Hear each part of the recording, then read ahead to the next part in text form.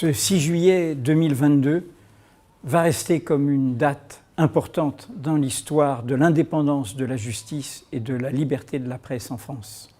Un jugement a été rendu par la première chambre civile du tribunal judiciaire de Nanterre qui, fait exceptionnel, condamne l'État français pour sa tentative de perquisition contre le journal Mediapart, ordonné par le procureur de la République de Paris le 4 février 2019. Ce jugement dit que cette tentative de perquisition était un acte coercitif, violent, illégal, qui cherchait non seulement à porter atteinte à Mediapart, à sa réputation, à son image, mais également à connaître les sources de Mediapart, à obtenir des documents permettant de les identifier, permettant de nuire à la liberté d'informer. Pourquoi ce jugement est-il si important ? C'est qu'il intervient dans le cadre d'une affaire qui résume la présidence d'Emmanuel Macron depuis 2018. C'est l'affaire Benalla, Alexandre Benalla, ce proche collaborateur du président de la République et également son protégé qu'il n'a cessé de soutenir, de défendre. Alexandre Benalla a fait parler de lui à partir du moment où l'on a découvert les violences volontaires qu'il a commises en se prétendant policier le 1er mai 2018. Il a depuis été condamné pour ces faits. Mais, entre-temps, Mediapart a fait de nombreuses révélations qui ont intéressé la justice. Nous avons dévoilé des faits que ne connaissait pas la justice. C'est ainsi que le 31 janvier 2019, nous avons révélé, à partir de toutes sortes de sources et de nombreux documents, dont des extraits sonores, que M. Benalla et son allié Vincent Crase, chargé de la sécurité du parti présidentiel, violaient le contrôle judiciaire qui les empêchait de se rencontrer.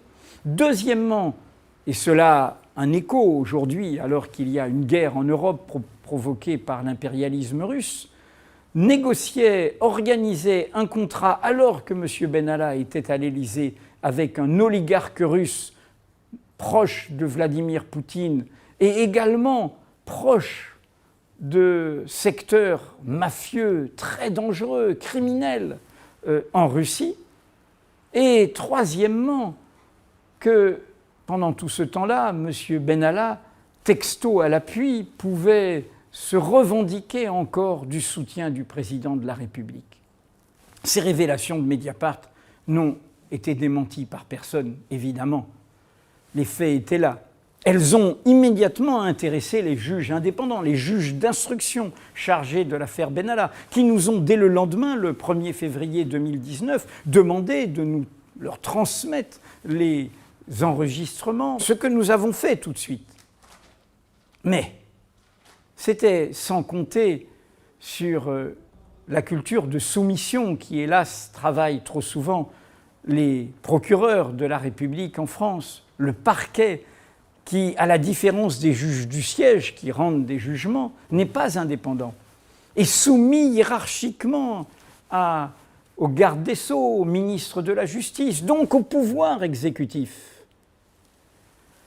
Et donc, quelques jours plus tard, ayant laissé passer le week-end, alors que nos révélations ne sont pas contestées, alors que les documents que nous révélions allaient être transmis aux juges indépendants, à 11h10, le lundi 4 février 2019, débarque une escouade judiciaire et policière à Mediapart, dans nos locaux, 2 procureurs adjoints, des gens de la hiérarchie de la justice, accompagnés par 3 policiers avec les mallettes que l'on a quand on fait des opérations de perquisition, dont, excusez du peu, un commissaire de la brigade criminelle, son numéro 3. Et ces gens-là, ils ne s'intéressaient pas à l'oligarque russe copain de M. Benalla. Ils ne s'intéressaient pas à la violation du contrôle judiciaire de M. Benalla et Kras. Ils ne s'intéressaient pas aux protections dont profitait M. Benalla au plus haut sommet de l'État. Non, ils s'intéressaient à quoi? À Mediapart. Pour tuer le message, ils cherchaient à attaquer, à décrédibiliser, à fragiliser le messager. Ils cherchaient une perquisition. 2 journalistes de Mediapart les reçoivent. Fabrice Arfi, Michael Ajdenberg, co-responsables de notre pôle enquête. Ils s'opposent à la perquisition qui leur est signifiée comme telle. Ils signent un document disant qu'ils s'y opposent, car ils ont le droit. Elle n'est pas validée par un juge de la liberté et de la détention, un JLD. Donc, elle n'est pas possible, nous avons le droit de nous y opposer.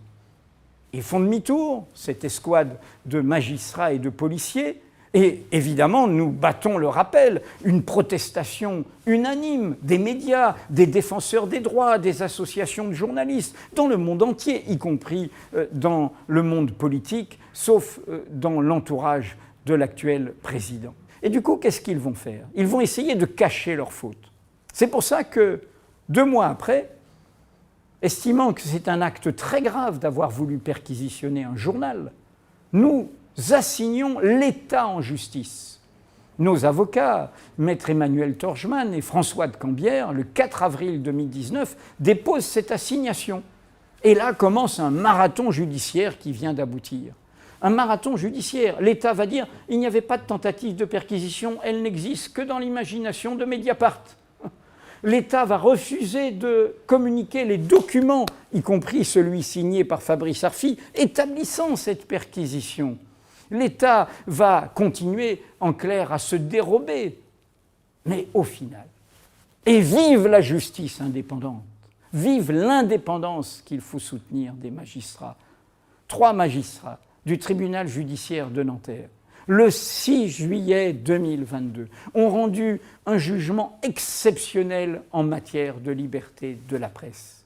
Il est intégral publié sur Mediapart. Vous pouvez le lire, vous pouvez le faire circuler, car ce document qui condamne l'État, qui considère que c'est bien une perquisition qu'ils ont ordonnée, qui considère qu'elle est illégale, qu'elle n'est aucunement justifiée, qu'elle porte atteinte à la liberté de la presse, aux droits fondamentaux, à l'intégrité de Mediapart, au secret des sources. Tout y est dans ce jugement qui, au final, condamne l'État à 1 euro, mais c'est 1 euro qui n'a pas de prix de dommages et intérêts pour nous, pour notre honneur. C'est un jugement historique. Et je rappellerai juste, pour montrer combien il y a là un enjeu.